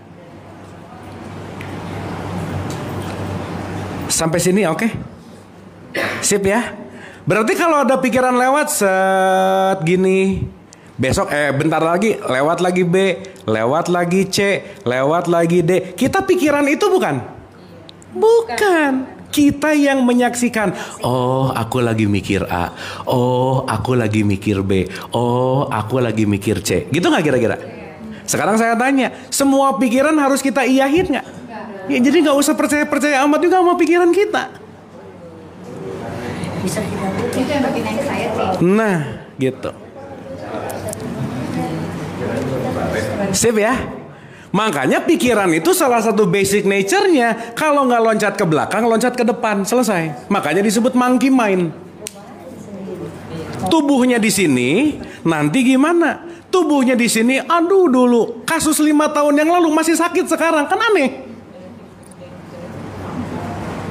nonton film nangis. Nonton film nangis gitu. Berarti pertanyaannya, kita beneran hidup di hidup ini atau beneran hidup di pikiran kebanyakan? Pikiran. Dan itulah hidup di dunia. Udah selesai. Berarti harus menjarak gak dengan dunia? Itu namanya sholat nanti.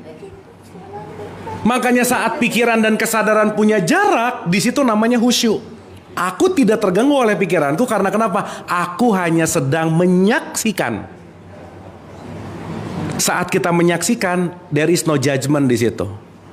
Dan sesaat menyaksikan, itulah yang disebut the true happiness. Tenang, damai, bahagia saat kita ada di level ini gitu. Karena kita melepaskan judgement. Sampai sini oke? Nah ya, nanti 5 menit lagi pasti paham banget karena kita akan praktek bentar lagi. Tapi at least tahu dulu teorinya gitu. Kebayang dulu gitu.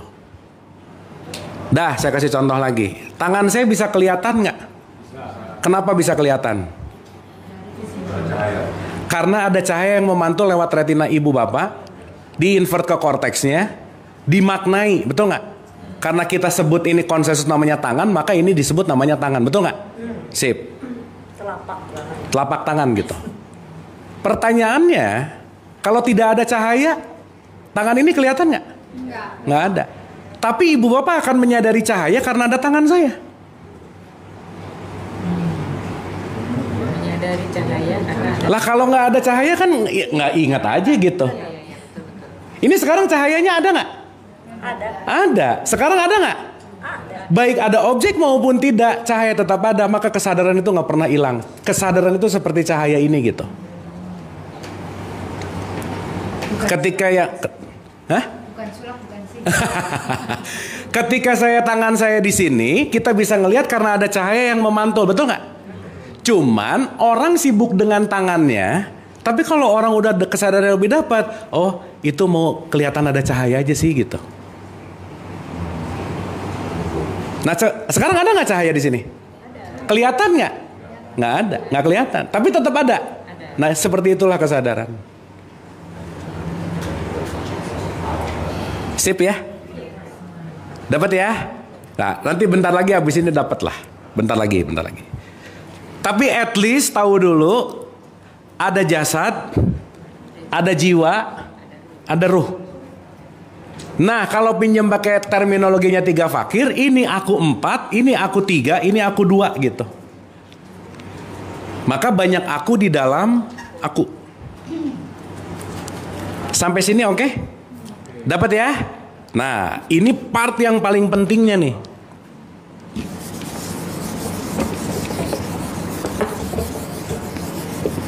Berarti kesadaran ada terus nggak?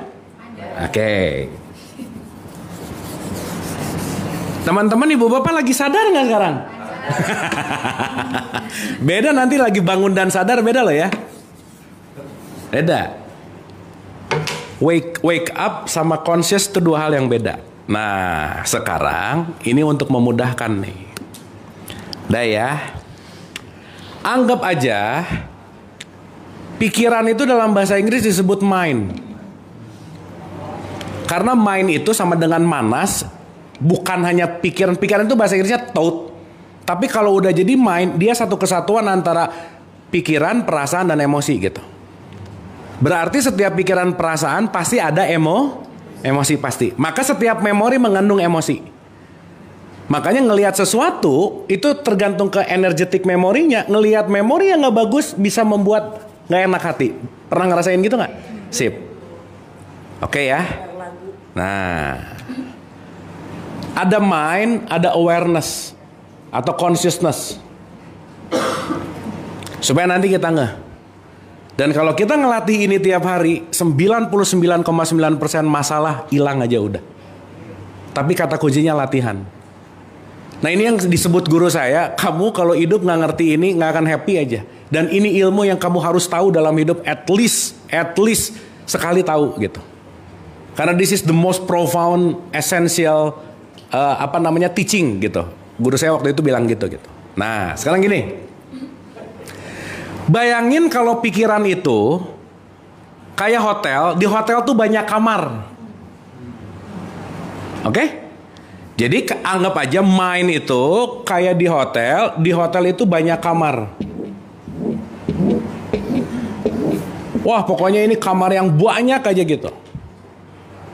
Dan si mind itu adalah menu-menu di mana satu bete, kesel, apalagi benci, senang, masak, tiktokan, olahraga, terserah deh semuanya. Nah, nanti titik senternya ini nanti kita sebut tenang, damai, bahagia.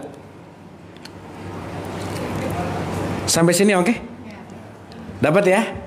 Berarti si menu mind kita banyak banget nggak? Ya, ini sekarang ada di ruangan namanya belajar.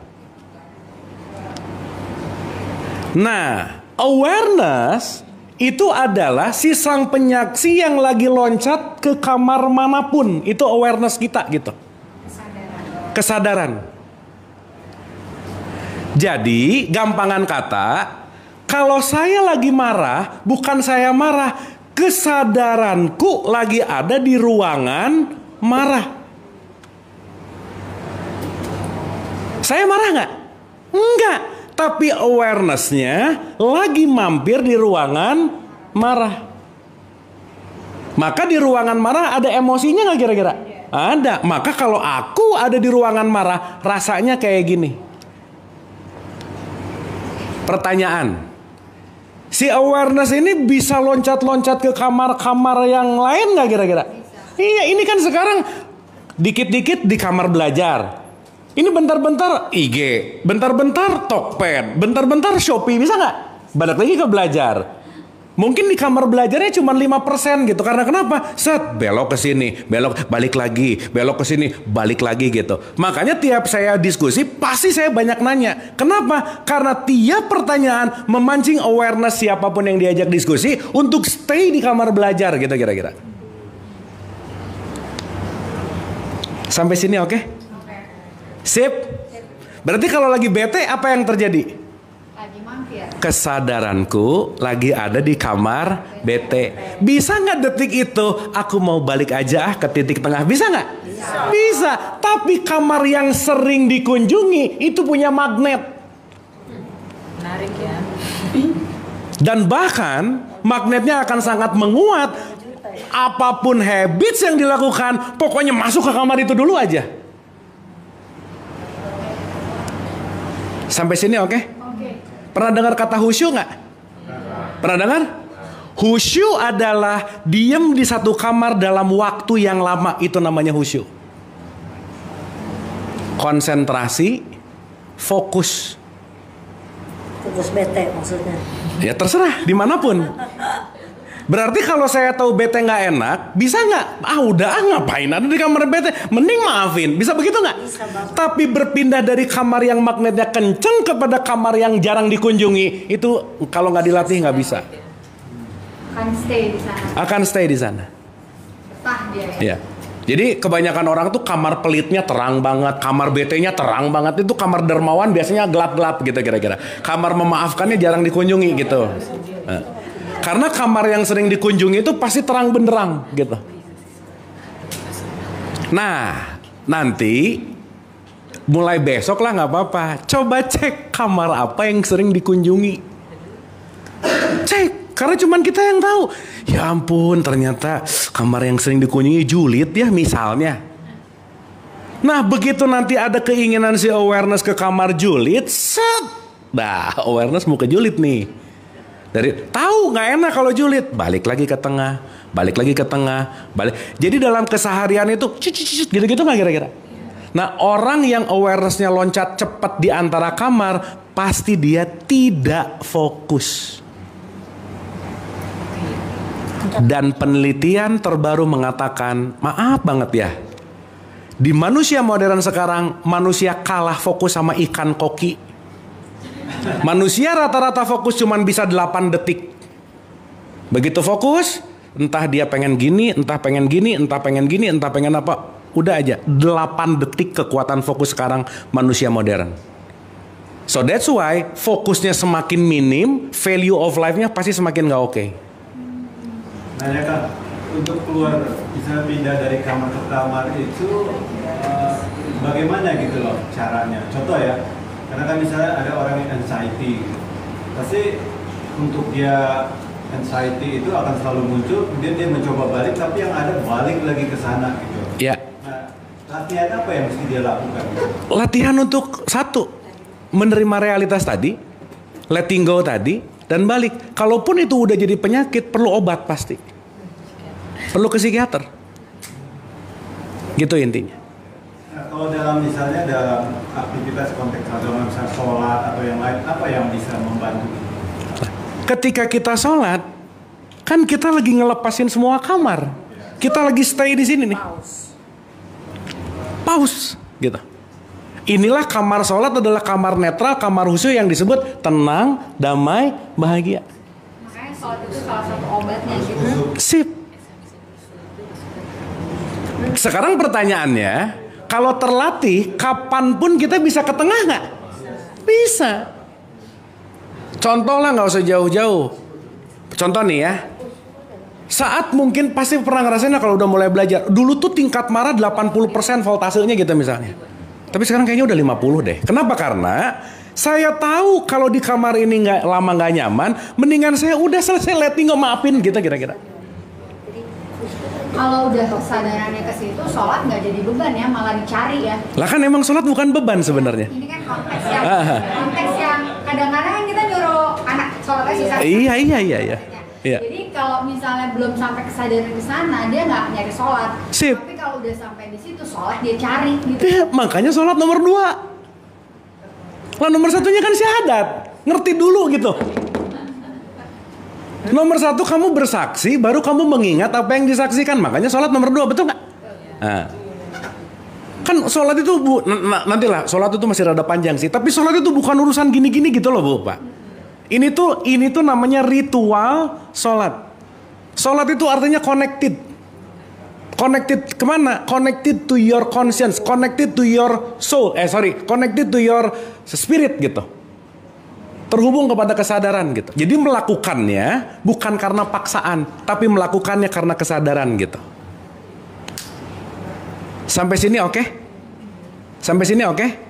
Berarti pertanyaan saya, kita mudah banget terdistraksi untuk awareness-nya pindah ke kamar yang lain nggak? Banget.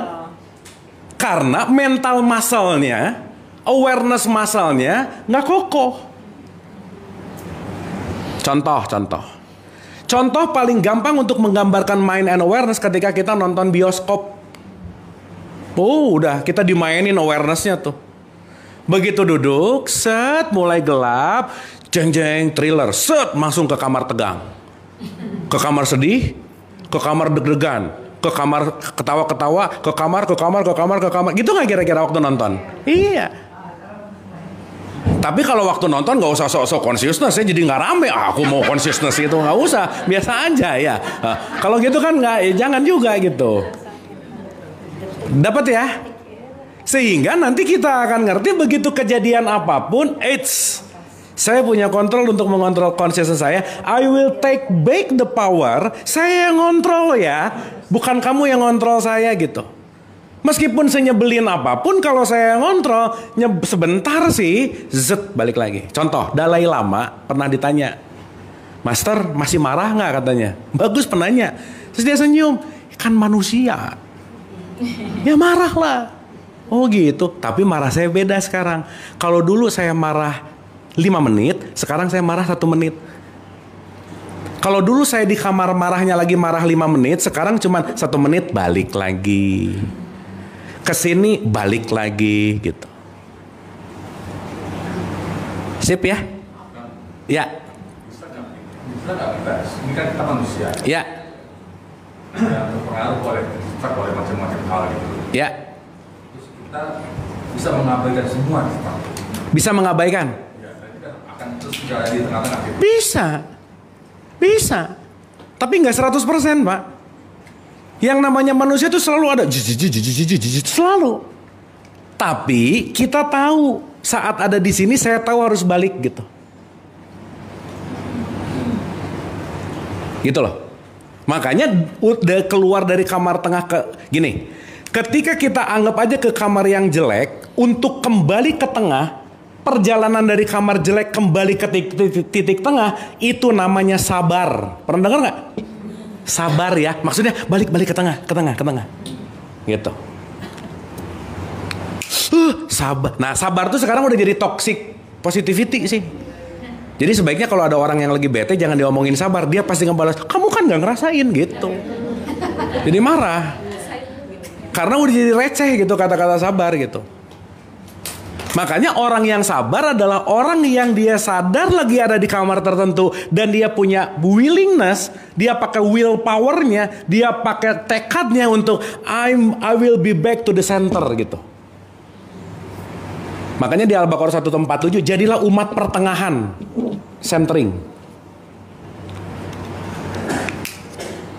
Jangan berjanji saat bahagia banget, jangan mengumpat saat bete. Ambillah keputusan di center. Karena kalau ngambil keputusan di sini not good, di sini not good gitu. Keep on center gitu. Sip ya? Tadi menarik sih pertanyaannya Pak Denny ya. Pindah-pindah. Ya. Sebetulnya tadi waktu mulai dijelasin itu sambil mungkin kami suka diam karena self reflection. Ya. Jadi kalau tadi waktu dijelasin saya juga langsung reflecting ya. Oh kalau saya bete, kalau sekarang nih memang saya mulai belajar gitu ya untuk mengenali identifying symptoms atau gejala-gejala kalau misalnya saya lagi marah. Iya. Kesel for no reason, kadang kan gitu ya. Tapi kan kita bisa tahu bahwa oh ini mulai deg-degan, mulai pusing tuh tanda-tanda ada stres atau marah, misalnya saya marah ya. Dan bener tadi self awareness itu penting, memang mesti aware to our body, our soul gitu ya. Jadi begitu tahu oh ini saya lagi bete, kalau ada self awareness itu kita akan langsung reflect, ini is this something that I can control or not? Yes. Kalau ini bisa saya kontrol, okay, I will deal with it. Tapi kalau enggak, then I'll move to another thing. Kalau lagi kerja gitu ya, lagi nyebelin. Ya. Saya cut sebentar ya, mempeng catch ya, mempeng dapat nih. Pertanyaannya, begitu bete kita tahu ilmu ini, saya lagi di kamar bete, the best way adalah balikin dulu ke tengah, baru ini harus diapain gitu. Aware dulu. Karena begitu di kamar bete mikir, kita lagi di circumstances yang frekuensinya rendah gitu. Decisionnya pasti nggak bagus gitu. Tapi at least begitu bete, waduh lagi mampir kamar bete nih. Udah nggak mau lama-lama, letting go, terima dulu, santai. Nanti tekniknya banyak. Tapi at least tahu begitu aku di kamar bete dan this is not good, aku mau sign out check out gitu. Saya mau balik ke tengah dulu Entah mau menyepi dulu, entah tarik nafas. Tapi yang paling manjur tarik tunai sih, itu manjur.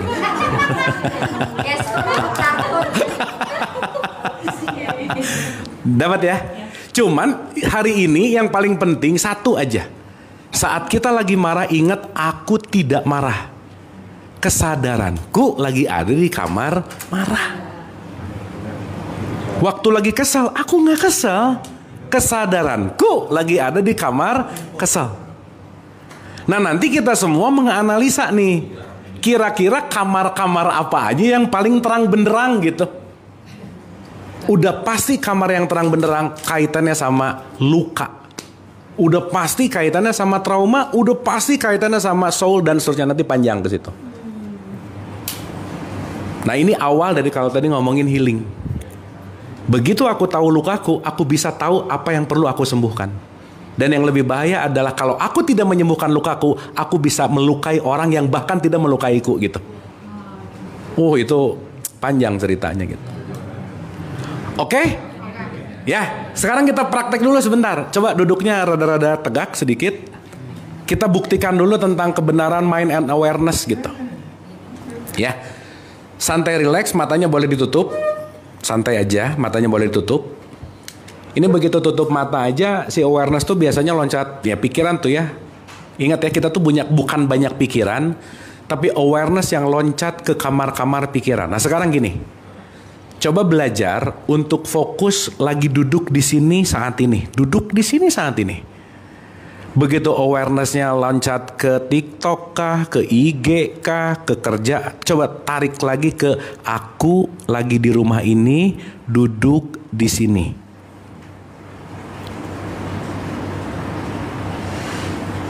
Dah, ada narik lagi nih awareness ke pikiran, aduh nanti rumah gimana, aduh nanti, coba tarik lagi, take back, balik, aku di rumah ini, aku di sini, aku di rumah ini, aku di sini. Untuk menyadari betapa si monkey mind kita Which is kita udah paham, bukan pikiran yang banyak, tapi awareness-nya nggak mau diem.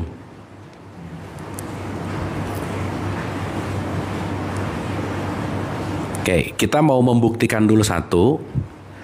Teman-teman, ibu dan bapak, coba tarik satu memori tempat terakhir liburan yang sangat mengesankan. Silahkan awareness-nya arahkan ke tempat liburan terakhir yang sangat mengesankan. Nah, masukin kamarnya tuh, kamar liburan itu. Ingat-ingat liburannya sama siapa, kemana, apakah itu ke pantai atau ke gunung, sama siapa, ngeliat apa, kulinernya apa, makanannya gimana, suasananya gimana. Coba masuk bener-bener ke ruangan liburan terakhir yang paling mengesankan, atau liburan yang paling mengesankan. Rasain lagi.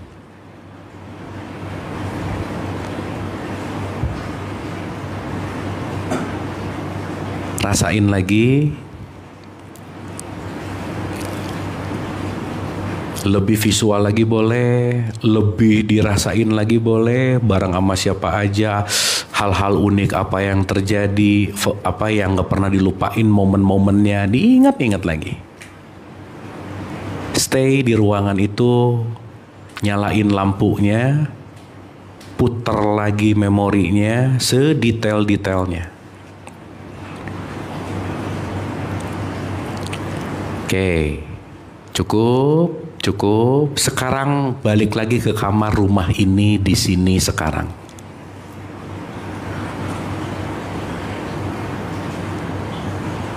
Dah, lepasin tuh liburannya, balik lagi sekarang ke sini sekarang. Di rumah ini kita lagi belajar, duduk di sini, coba rasain duduk, sadar dengar, sadar nafas. Sadar aja di sini sekarang saat ini.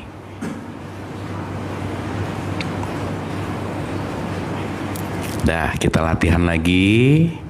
Ambil memori ke terakhir pemakaman siapapun. Kita mengunjungi pemakaman siapa? Silakan masuk ke situ. Siapa yang meninggal, dimakamkan di mana? Prosesinya gimana?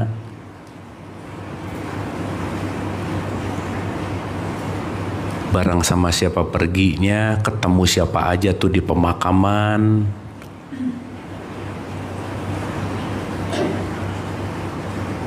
Apakah itu orang terdekat, teman dekat, kolega? Coba masuk ke ruangan pemakaman yang bisa diingat, yang ada memorinya.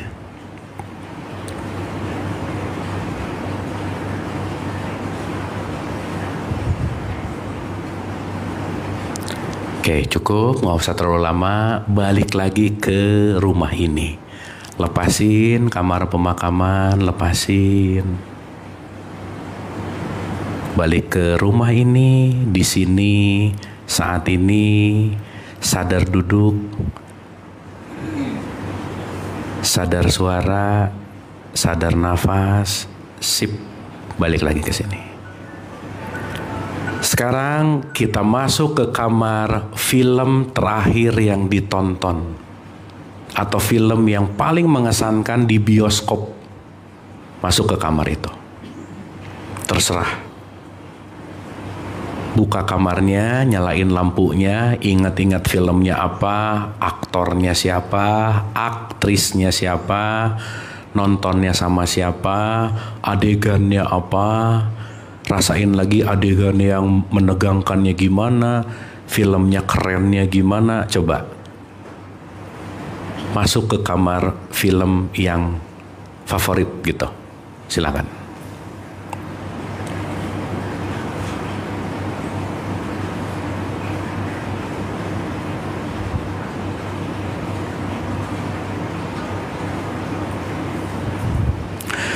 Cukup, balik lagi ke rumah ini, santai dan rileks. Lepasin kamar liburan, kamar pemakaman, kamar film, lepasin. Dah, tinggalin utuh di sini saat ini, hadir sepenuh-penuhnya.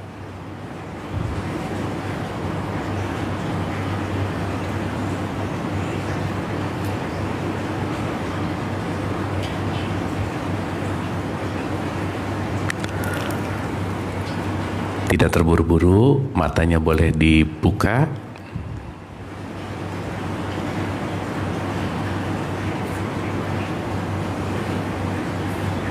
Oke. Masing-masing perjalanan kamar ada emosi yang beda, Kak. Kesini bisa happy, kesini bisa sedih, kesini bisa excited, bisa gimana. Begitu nggak kira-kira? Itulah yang terjadi setiap detik dalam hidup gitu. Nah kalau sekarang kita lebih awareness kita ada di ruangan mana, kita bisa mengontrol kita lagi pengen di kamar manapun gitu kira-kira. Oke? Nah ada satu latihan teman-teman ibu dan bapak. Ini kita punya 1 bulan untuk dilatih ya. Nanti kan mau masuk ke sesi berikutnya. Cara melatih kita supaya fokusnya naik, belajar mendengarkan 100%.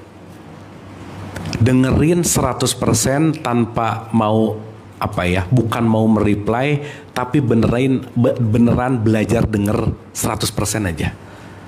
Jadi kita lagi belajar undivided attention, 100% dengerin orang ini ngomong, 100% dengerin aja udah. Makanya yang membuat kita susah fokus adalah multitasking. Lakukan satu, makanya kan di Quran lakukan ini selesai baru lakukan yang lain gitu kira-kira. Gitu ya. Makanya belajar paling sederhana untuk menaikkan tingkat fokus adalah listening. Dengerin orang 100% aja.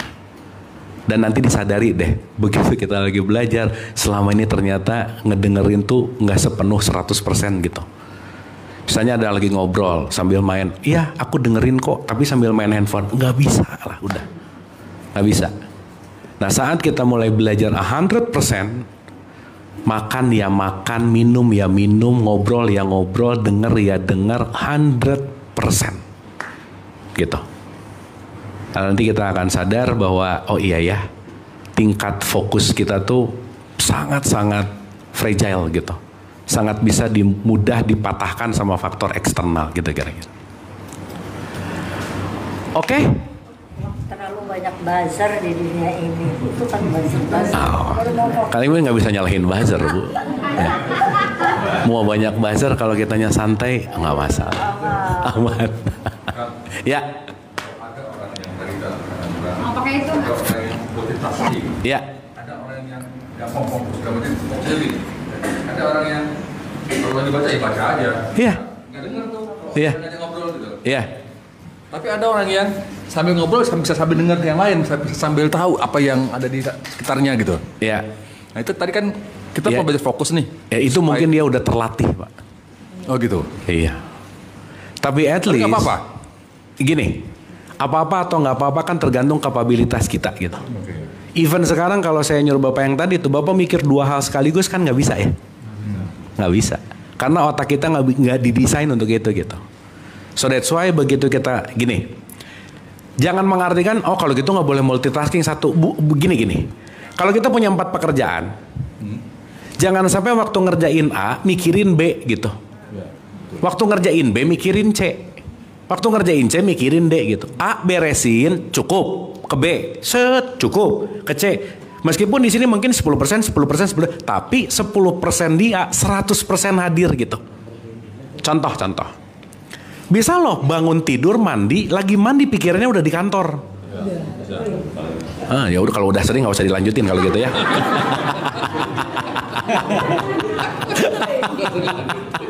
Ya, berarti kita nggak aware, nggak fully present waktu mandi loh.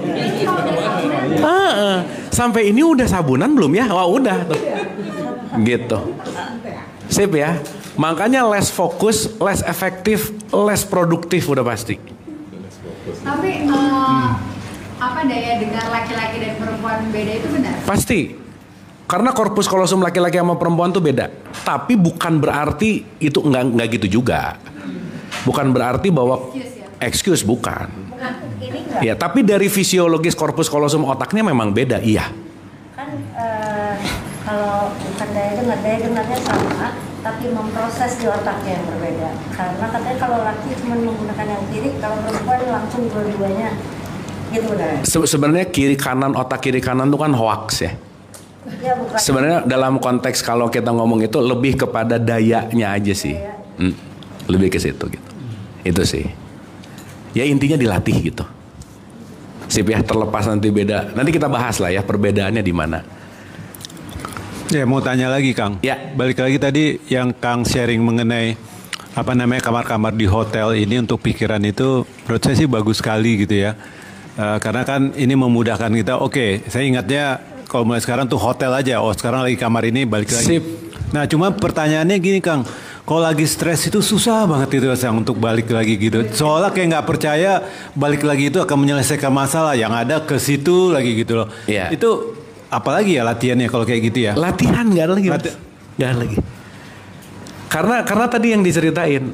At least ketika kita berani gitu ya. Begitu stres. Justru sesaat kita tidak mengapa-ngapa, everything going fine gitu. Artinya apa? Kalau kita lagi ada di satu obstacle muter di situ dan kita nggak akan bisa ngelihat the whole picture kalau kita tidak melakukan helicopter view gitu. So that's why kita perlu step back for a while gitu. Nah, step back for a while itu bukan berarti tidak menyelesaikan masalah, tapi stop sebentar untuk mengobservasi lebih dalam gitu. Nah cuman si habits itu kamu udah tahu lagi gini malah diem misalnya, oh dia akan narik tuh. Nah makanya yang tadi saya cerita bahwa old habits kita itu our true enemy gitu sebetulnya. Itu sih poinnya. Dan itu kalau sekali lagi hidup ini urusannya keterampilan titik. Saat tidak terlatih tidak terampil gitu kira-kira. Itu sih poinnya Mas. Jadi memang perlu dilatih. Gitu ya kira-kira ya. Ada yang mau nanya nggak? Tapi ini oke teman-teman. Get something nggak? Dapat ya? Sip. Kang, boleh nggak kalau saya bicara gini ya, misalnya ketika kita tadi di kamar-kamar itu kita lagi low energy. Pada saat kita lagi low energy, kita ngambil decision pastinya berantakan. Nah, bisa nggak kalau kita bilang saat kita mengambil keputusan itu kan harus di energi yang ada ekstraknya, baru kita bisa ngambil decision yang positif. Nah, gimana kita bisa dapat si energi ekstra ini? Itulah saatnya kita balik ke tengah. Begitu nggak sih? Yes. Translationnya begitu ya? Saat di tengah tuh kita lagi fully present tuh ada di sini nih. Jadi dalam arti kata kita lagi ngambil energi, lagi nge-recharge dulu di situ ya? Betul. Jadi di sini tuh adalah kalau nanti di tabelnya Hawkins, at least di sini tuh ada damai, tenang, bahagia tuh ada di sini gitu. Jadi kita akan clear seeing gitu. Yang asalnya kalau misalnya di kamar ini ngelihatnya segini, harus mengambil decision cut gitu. Ternyata pas gini, oh nggak harus cut sih ini gitu. Tapi mungkin harus gimana gitu. Nah, begitu kita di tengah kita akan clear thinking dan clear seeing gitu. Kenapa? Karena gelombang jiwanya di sini tuh gini, santai banget. Di kamar-kamar yang chaos gini nih, wuh gitu. Ya, makanya kenapa ada statement bahwa healing proses bisa terjalani pada saat relax. That's it. Dalam bahasa sholat relax itu namanya tumak ninah gitu. Maka lakukanlah dengan tumak ninah untuk menuju khusyuk gitu. Itu sih poinnya. Oke. Ada yang mau nanya lagi? Mau nambahin? Sip ya, aman? Udah oke ya? Nah, kalau knowledge-nya udah oke, tinggal dilatih. Awas nih pulang dari sini jangan, oh udah oke. Belum ya, belum. Nah justru pulang dari sini begitu ada sesuatu yang nggak enak, bahan latihan nih, latihan lagi dan latihan lagi gitu. Sip ya. Kalau bahasa yang sering saya gunakan, jangan menyimpan remote control bahagia kita di orang lain, udah gitu aja. Ambil aja. Jangan aku tuh happy kalau kamu udah nggak akan bisa aja. Karena kenapa? My life is my making. Titik, udah nggak ada lagi. Jadi yuk take back dari semua apapun konteks, stay center dan semuanya adalah latihan gitu. Ya. Kalau kita membayangkan bahwa hidup ini kan sebuah adegan. Ya. Kita ada teman utamanya. Ya. Jadi kita yang paling penting dalam hidup ini gitu. Ya. Sehingga ya fokusnya kita, fokusnya itu kan bisa dibayangin juga kan. Bahwa yang lain itu ada membantu semua pemeran yang hanya bagian untuk mempengaruhi diri kita gitu. Ya. Oke. Berarti kita akan memerankan sebaik-baiknya, betul nggak? Ya. Salah satu orang yang memerankan sebaik-baiknya berarti nggak usil sama peran orang lain kan gitu, Pak? Itu poin pentingnya. Benar banget. Gitu. Satu lagi tadi Ya. Kang Abu bilang abis ini kalau ada latihan, asik nih latihan. Instead of kayak ya elah kenapa lagi sih nih gitu ya. Iya. Begitu ya Ella, back kepada habit lama nggak? Ya habit lama. Gitu. Berarti kalau wah latihan itu kan berarti bersyukur. Iya. Ada konteks Betul. relasi dengan bersyukur ya. Yes. Jadi kondisi apapun yang orang-orang bilang itu tidak beruntung, tapi itu patut kita syukuri untuk kita latihan. Bener Iya. gitu nggak? Sip. Mulai besok pagi begitu bangun, ya Allah, datengin masalah yang gede ya Allah gitu. Itulah doanya jangan gitu. Ya, soalnya mau doa mau nggak pasti datang sih gitu. Ya, dapat ya? Sip ya, bener tadi, change your perspective, change your life, udah pasti gitu. Saat ngelihat bener tadi, ya elah gini lagi, tapi begitu, yes. Oke, ini tempat saya ngelatih dari kamar nyebelin ke kamar tenang. Oke, sip. Aman ya? Terima kasih, rekamannya nanti udah dikirim. Please next pertemuan at least 2 kali diulang ini, tapi at least sehari-hari dilatih. Karena next kita akan naik ke level-level mana, level bawah, level tengah, level tinggi. Jadi nanti kita tahu bahwa oh aku lagi di kamar ini level yang mana nih gitu. Supaya nanti kita tahu bahwa gimana naikin uplifting ke level-level aman gitu kira-kira.